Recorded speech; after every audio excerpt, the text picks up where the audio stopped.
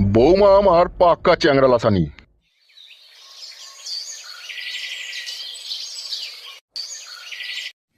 হ্যাঁ গো, নতুন জামাই আসবে বাড়িতে, তা কি বাজার হাট করবে মনে করছো তুমি?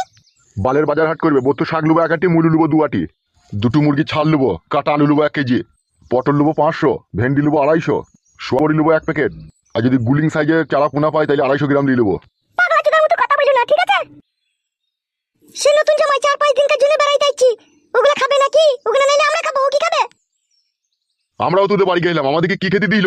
ছোট ছোট সাইজের মানে আইলা মাছ চচ্চড়ি আর ভাত দিল। তারাও মানুষ বলি, তুমিও মানুষ করবে নাকি তাদের সাথে? তাইলে কি আনবো কি বাল? দুপুরে একবেলা তো খাসির মাংস দিয়ে ভাত দিতে হবে, বলো নতুন জামাই যেহেতু। জমাইকে বেশি আদর আল্লাহ দিয়া ভালো লয়, জানিস তো? উল্টো কথা বলো কেন সবসময়?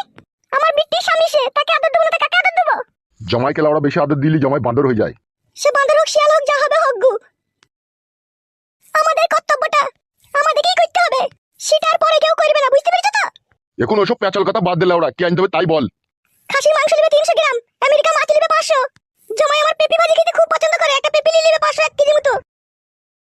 আর ওইদিকে ঘোরার পথে যদি খাসির দোকানে যদি ঠ্যাং যদি 2 পিস পেয়ে যাও তাহলে নিয়ে চলে আসবে। আবার খাসির ঠ্যাং আনতে হবে?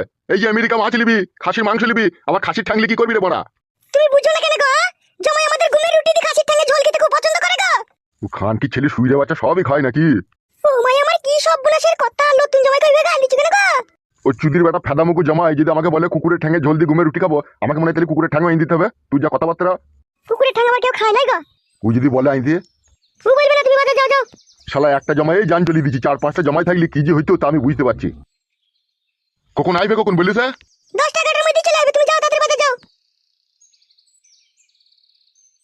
শালা জমাই যখনই আমার বাড়ি আইবে তখনই আমার হাড় মাংস জলি খাবে।